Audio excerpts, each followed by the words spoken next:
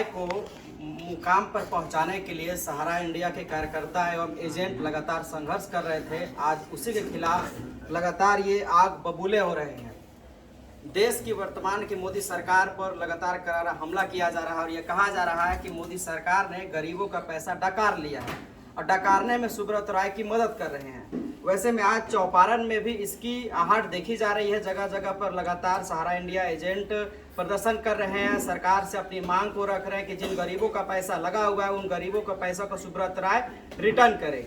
बाकायदा जागरूकता अभियान भी चलाया जा रहा है, पॉम्पलेट भी बांटा जा रहा है कि राष्ट्रीय मीडिया आखिरकार इस पर चुप क्यों है, ब्यूरोक्रेट्स आखिरकार चुप क्यों है और कहीं ना कहीं मोदी सरकार की इसमें एक भूमिका के तौर पर रिप्रेजेंट करवाया जा रहा है। और ये वही एजेंट है जो सुब्रत राय को आज इस मुकाम पर पहुंचाया है, जिन पर हजारों केस होने के बावजूद आज भी सुब्रत राय पूरे आयासी के साथ जिंदगी जी रहा है। आज आप लोग प्रदर्शन कर रहे हैं, वही प्रदर्शनकारी पहले सुब्रत राय को मुकाम पर पहुंचाने के लिए दिन रात लगातार कड़ी मेहनत कर रहे थे और आखिरकार आज फिर आपको उसके खिलाफ प्रदर्शन करने की क्या जरूरत पड़ रही है? देखिए, कारण यह है कि सुब्रत राय ने इस देश को 45 साल से जो जाल बिछाया था अपने बस में लेने का, उसमें वो कामयाब हो गया। इस देश के 70 करोड़ नागरिकों को अपना आर्थिक गुलाम बना लिया है। 13 करोड़ अगर जमा करता है तो प्रत्येक जमाकर्ता के पीछे 5 परिवार भी पल रहे हैं। तो इसीलिए हम लोग बात करते हैं 13 पचे 65 करोड़, बाकी हमारे जो 12 लाख कार्यकर्ता थे उनका ही परिवार था और ऑफिस का स्टाफ लेकर लगभग 70 करोड़ लोगों को आर्थिक गुलाम बनाया है। और इस आर्थिक गुलाम को बना करके जितना धन इन लोगों से वसूला गया, उस धन का मलाई जो है इन्होंने सत्ता पक्ष और विपक्ष सबको खिलाया। इसीलिए आज सबके जुबान पे खामोशी है, सब लोग चुप है और सब लोग इसको संरक्षण देने का काम कर रहे हैं। लेकिन 2014 में जब भारत की जो केंद्र वर्तमान की सरकार मोदी जी की है, उस समय भी आए थे और 2019 में भी आए थे, तो दोनों बार इन्होंने कहा था कि ना खाऊंगा ना खाने दूंगा और मेरा 56 इंच का सीना है, जो भी गलत करेगा उसको पकड़ लूंगा। मैं इस देश का प्रधान सेवक हूं, चौकीदार हूं। इन नारों को क्या हुआ? क्यों पाल रहे हो सुब्रत राय को? सुब्रत राय क्या इस देश का है? सुब्रत राय के नाम पर इतना आज हजारों FIR है, फिर भी उनको गिरफ्तार पुलिस नहीं कर पाती है। इस देश के जितने भी पुलिस प्रशासन के लोग लखनऊ जाते हैं उन्हें गिरफ्तार करने के लिए, वहां वो फरार हो जाते हैं और देश के केंद्रीय मंत्री राजनाथ सिंह के बगल में बैठ करके फोटो खिंचवाते हैं। वहां अखिलेश यादव जो वहां के पूर्व मुख्यमंत्री हैं, उनके बगल में बैठ करके फोटो सेशन करवाते हैं और लोगों को दिखाने और धमकाने का काम करते हैं कि मेरी पकड़ सत्ता तक दूर है, जितना कुछ करना है कर लो, पैसा नहीं देंगे। यही है ना? और फिर इनका साथ दे रही है वर्तमान केंद्र की सरकार। आखिर ऐसा क्यों हो रहा है? हजारों लाखों लाख पत्र दिए गए हैं इन्हें कि आप कार्रवाई करो, क्यों नहीं कार्रवाई करते हैं? एक व्यक्ति के नाम पर FIR हो जाता है, उसको घर में रहना मुश्किल हो जाता है। जिस व्यक्ति के नाम पर हजारों केस लगा हुआ है, वो खुलेआम घूम रहा है, अय्यासी कर रहा है, ठुमके लगा रहा है, बड़ी बड़ी सभाएं कर रहा है। और तो और व्यक्ति पता नहीं इस देश का कौन सा ऐसा कानून है, वो व्यक्ति 8 सालों से पेरोल पे घूम रहा है। पेरोल पे घूम रहा है।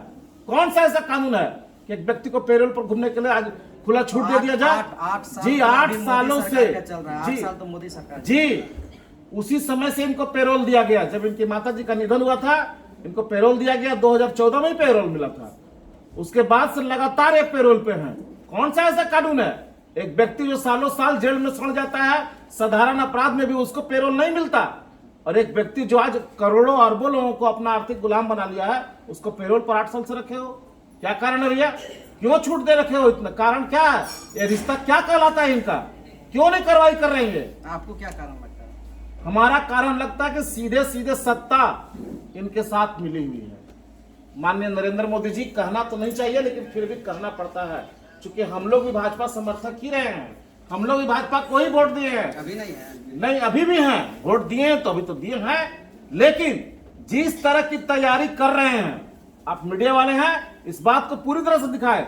अगर हमारा भुगतान मार्च तक नहीं हुआ तो वो तैयारी करेंगे 2023 में इलेक्शन का, और हम तैयारी करेंगे 2023 में कि उनको सत्ता में नहीं आने दे।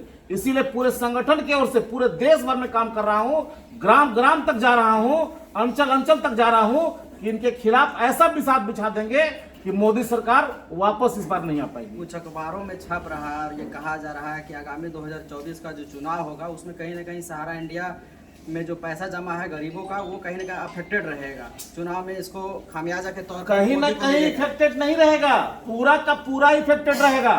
अगर इनको सत्ता में आना है, क्रेडिट लेना है तो मार्च तक ही ले ले, बस इतना ही इनके पास समय है।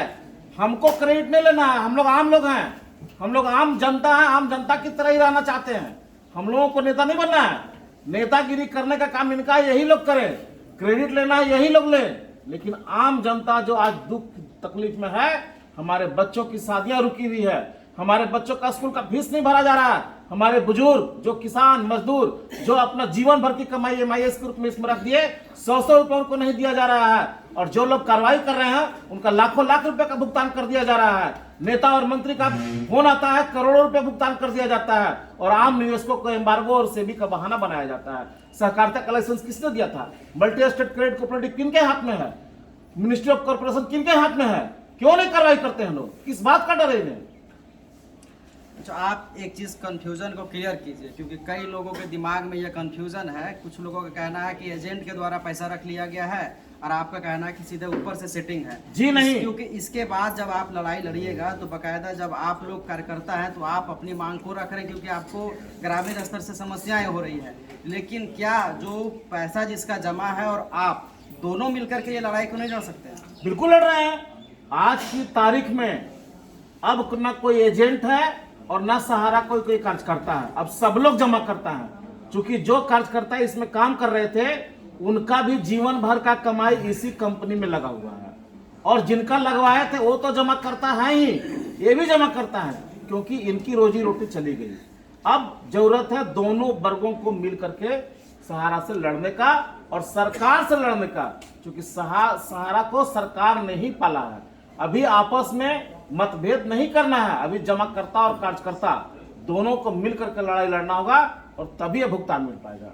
तो वर्तमान की अगर झारखंड की बात करें तो हेमंत सोरेन की सरकार के सदन में ये आवाज उठाया गया था विधायकों की तरफ से कि जो पैसा फंसा हुआ है उनको दिया जाए। मुख्यमंत्री हेमंत सोरेन ने भी साफ तौर पर कहा है कि हम इसके लिए किसी भी तरह से केंद्र सरकार के पास अपनी बात को मजबूती से रखेंगे।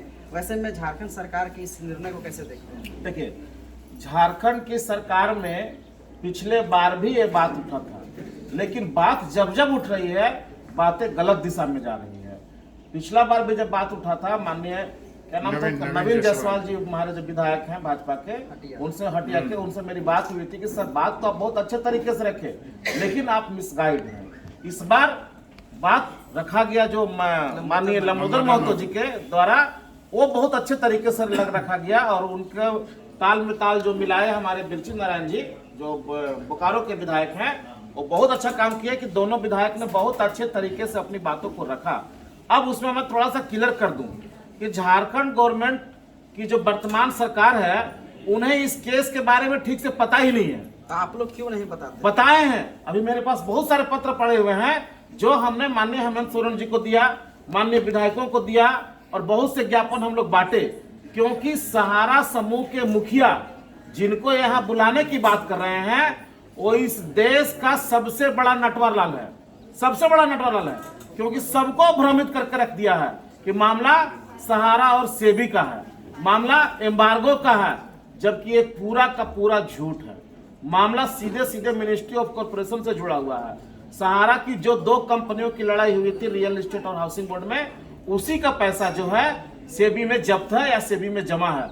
उस पैसे से अभी जो वर्तमान के जमा करता है, जिनके हाथों में सर्टिफिकेट है मल्टी स्टेट क्रेडिट कोऑपरेटिव का, उससे कोई लेना देना नहीं है, और उस लड़ाई से उसको कोई लेना देना नहीं है। इस बात को लोग क्लियर नहीं करते हैं। जब जब बातें होती है तो लोग सहारा और सेबी का बात कह देते हैं, मामला न्यायालय की कह देते हैं, जबकि हम लोगों का सहकारिता का मामला है, हम लोगों का मिनिस्ट्री ऑफ क्रेडिट के से जो मिला लाइसेंस है मल्टी स्टेट क्रेडिट, इसका मामला है, उससे हमें क्या लेना देना। हम जिस दुकान का खरीदार ही नहीं है उस दुकान में हम कंप्लेन क्यों करने जाएं?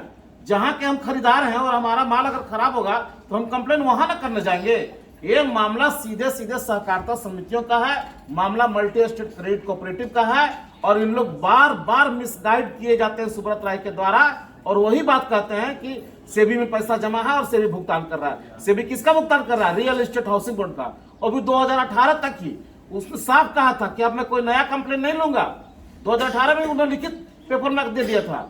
अब जो लोग के पास में सर्टिफिकेट है वो जाए तो कहाँ जाए? सेबी में जाते, सेबी कहता आपका मेरे पास 1 रुपया जमा नहीं है, आपका पैसा रियल एस्टेट हाउसिंग बोर्ड में नहीं है, जिसका पैसा उनके पास में है, आपका पैसा मल्टी स्टेट क्रेडिट कोऑपरेटिव है, आप सीधे सीधे सहकारिता मंत्रालय में जाएं, आप सीआरसी में जाएं, मेरे पास आपका 1 रुपया भी नहीं है। और ये लोग जबरदस्ती कहते हैं कि मेरा पैसा वहां है। आप लोग कह रहे हैं कि राष्ट्रीय मीडिया की चुप्पी है इस पर। जी, तमाम बड़े बड़े चैनल बहुत अच्छा सवाल उठाया, बहुत अच्छा सवाल उठाया। लगातार हिंदू मुस्लिम की बात